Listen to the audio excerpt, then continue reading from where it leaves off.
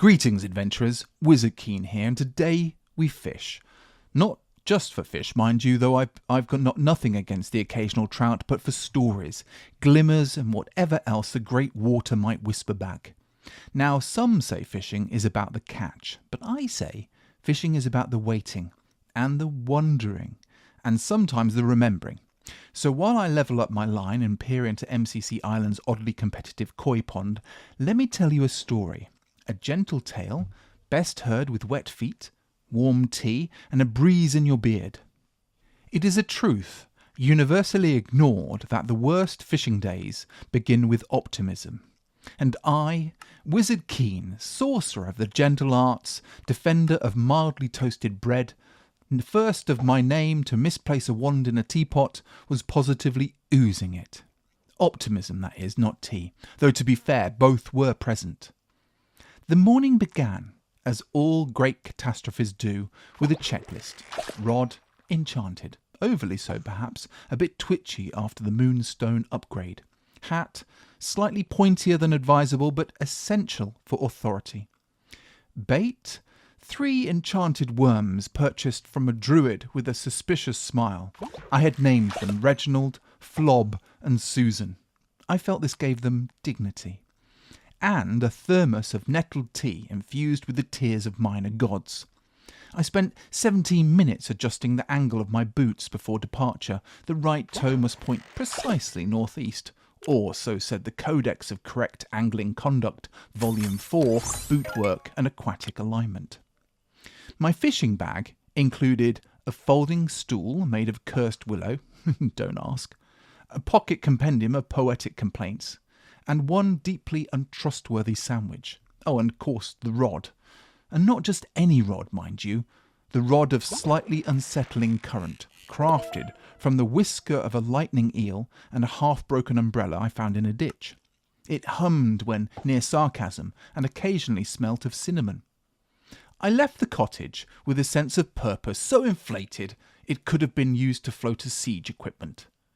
The walk to the lake took longer than expected, mostly because I'd gotten into an argument with a mushroom who claimed to be a tax official. I ignored it, which only made it more condescending. At last, I arrived. The lake was still, perfect, a mirror of the sky with no intention of showing me what I wanted. I unfolded the stool, set out the worms, took a deep breath. This, I said aloud to no one in particular, is the day I catch something majestic. The worms wiggled unenthusiastically. The lake said nothing. The wind changed direction as if to better observe the impending disaster. And I cast my line. It landed with the elegance of a sneeze in a cathedral. The first cast is symbolic. It's a declaration, a gesture of belief. The second cast is usually an apology. By the third, I was already narrating my own descent into obscurity. There he sat, I muttered to the sky, a once mighty wizard now locked in mortal battle with liquid indifference. The lake rippled vaguely, like it was trying not to laugh. Time passed. The line sat limp. My enchanted worms stopped wiggling, either out of protest or existential collapse. Flob, in particular, looked deeply disappointed. I adjusted my hat, and then I adjusted my expectations. Then I lowered them until they required scaffolding. By 1 hour, I had caught a leaf, a suspiciously shaped stick, and one of my own shoelaces. I briefly considered enchanting the water to encourage precipitation. But the last time I did that, a trout developed a sentience and sued me for emotional manipulation. No, this would have to be a natural catch. An honest one. Rod, line, patience, madness. At some point, a duck swam past and gave me a look I can only describe as deeply personal. It cracked once. "Don't judge me," I said. It cracked again, this time with emphasis. I'm not saying it understood me, but it did shake its head and swim off as if disappointed. I stared into the water, and the water stared back. I began to think about all the things I could be doing instead. Organising my spell books by emotional tone, writing that letter to the Council of Most Reasonable Sorcerers, inventing a new biscuit. But no, I had committed. I was here to fish, or at least to fail impressively. Around the 90-minute mark, I became convinced the rod was mocking me. Every time I so much as blinked, it gave a little twitch, as if pretending something had bitten, just to watch me jolt like an over-caffeinated scarecrow. I made tea. It tasted like regret and burnt time. I sighed. This is fine, I said to the clouds. Some people go their whole lives without catching anything. I'm simply doing it faster. The wind picked up again, presumably to applaud my self-awareness, and then a pull, a tug. The rod bent. The line sang. Something was on the other end. Something big. The rod bent like it had just heard shocking news. I stood, knocked over the stool and 2/3 of my dignity. Tea sloshed. The worms fainted. A squirrel, watching from the reeds, screamed in either alarm or delight. This was it, the moment, the great tug, the mighty pull, the legendary fish of folk tales and fishing lies. I planted my boots into the mud and immediately regretted it. It was very squelchy. Gripping the rod with both hands, I pulled. Whatever was on the other end resisted. It jerked, it twisted, it danced. It was strong, angry, and deeply offended by being inconvenienced. I imagined it, a leviathan of legend, shimmering gold, beard longer than mine, perhaps wearing a monocle. A fish so majestic it could write its own memoirs. "Come to me, you slippery prince of the deep," I cried, far too loudly for someone completely alone. The wind held its breath, the lake stilled, and with one final heroic yank, I reeled in a sock. Blue. Wool. Child size. With a single embroidered star near the toe. It hung from my hook like a watery traveller who had seen too much. I stared at it. The sock, in turn, blinked. Not metaphorically, it blinked. A small wet eye opened near the seam and regarded me with what I can only describe as emotional complexity. We stood, sock and wizard, in absolute silence.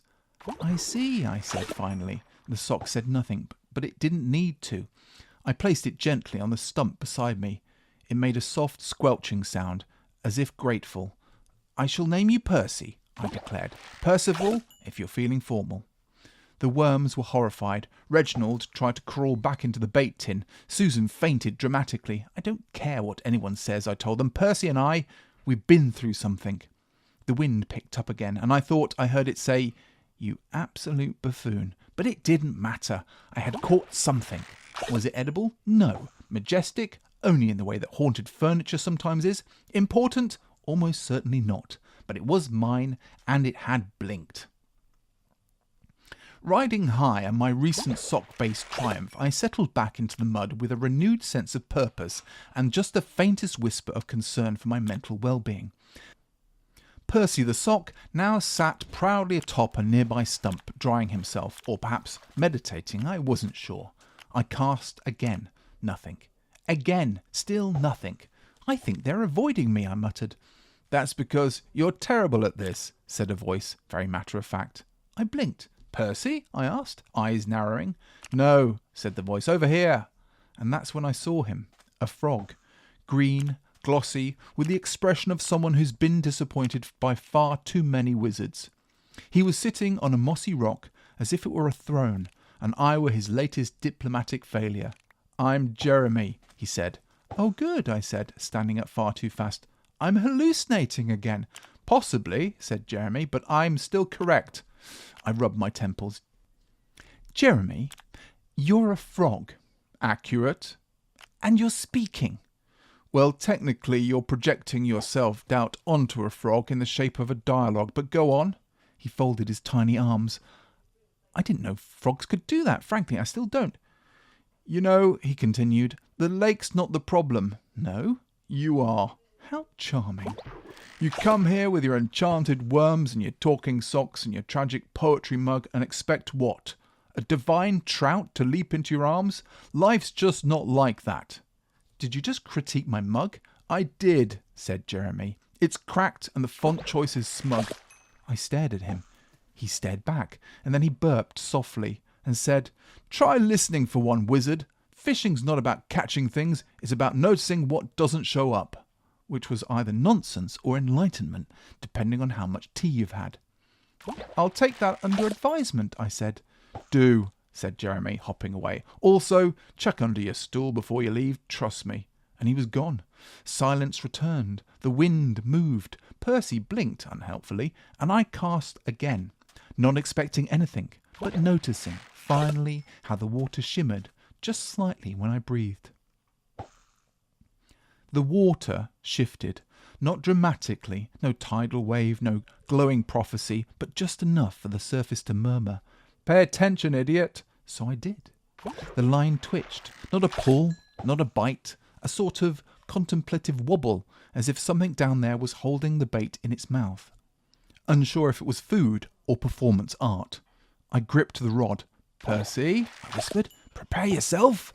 Percy said nothing because he's a sock, and then it rose from the depths, slow as doubt and twice as dramatic. A fish emerged, and not just any fish.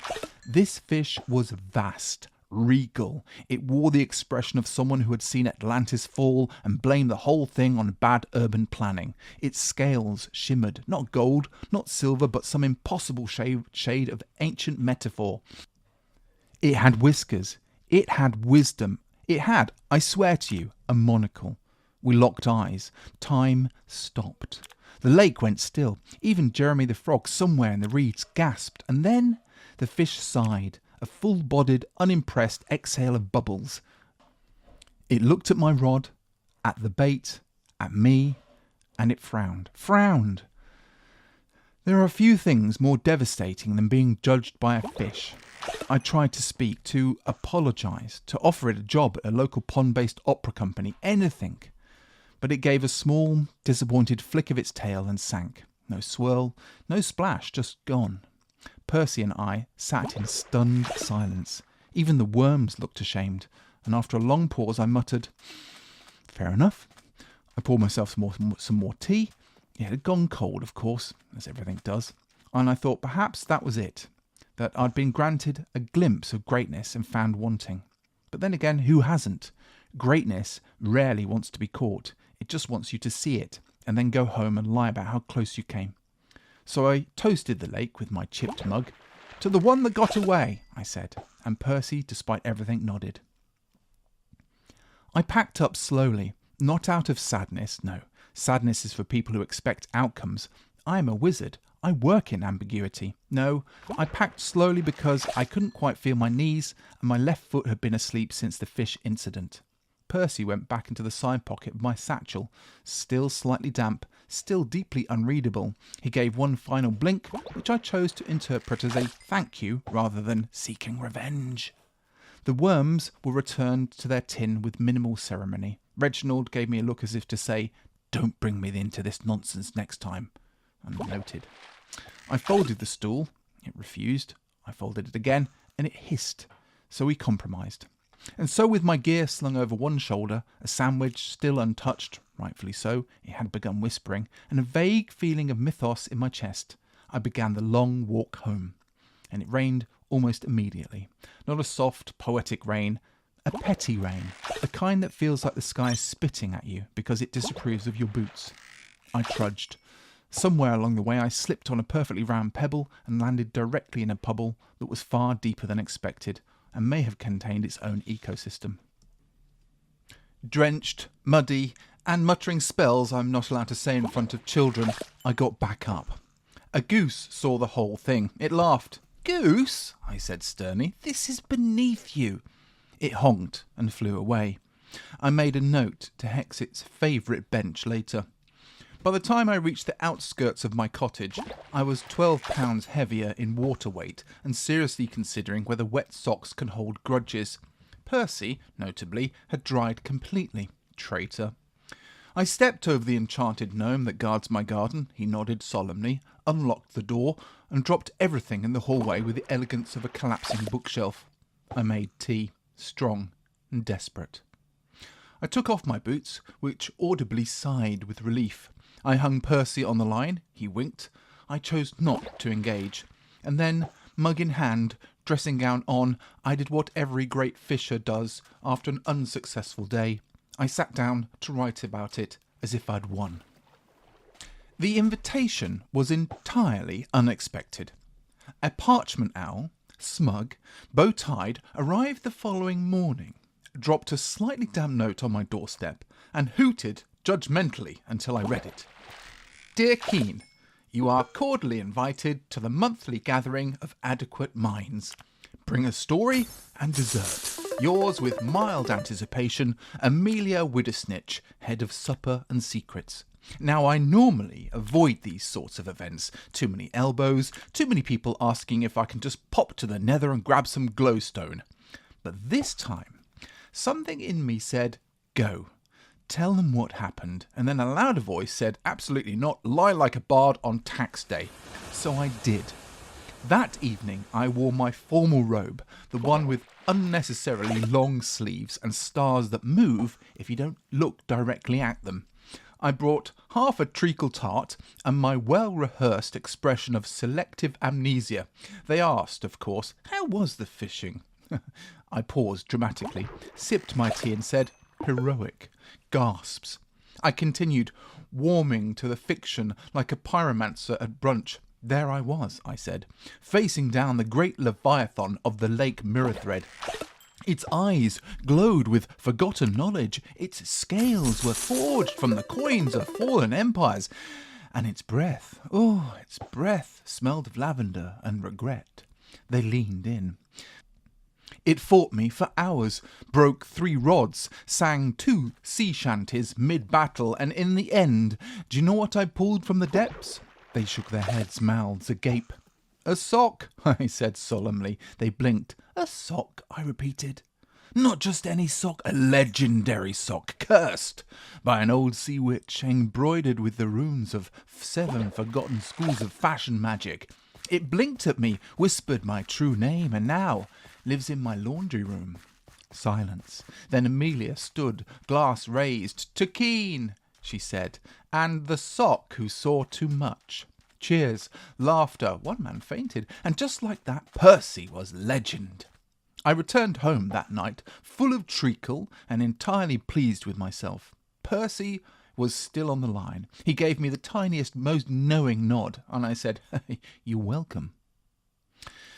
And so ends the tale of the day. I caught absolutely nothing. No fish, no fame. Just one blasphemously wet sock named Percy, a frog with boundary issues, and a fish that judged me so hard I'm still processing it. Some would say I failed. But let me ask you this. Did I return with stories? Yes. Did I embarrass myself thoroughly? Repeatedly. Did I invent an entire legend to preserve my self-esteem and elevate a soggy garment to mythical status? Unquestionably. And that, dear adventurer, is the true art of fishing. You don't come back with a catch, you come back with narrative leverage. So if ever you find yourself rod in hand, staring into the still water that refuses to yield anything but questions, don't despair. Wait. Watch, name something unnecessarily, and when you return to civilization, be prepared to lie with elegance and odd specificity. That's what Percy would do. That's what I did, and frankly it worked.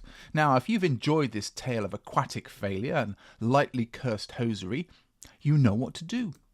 Tap that like button, like you've just reeled in the fish of your dreams and accidentally slapped it.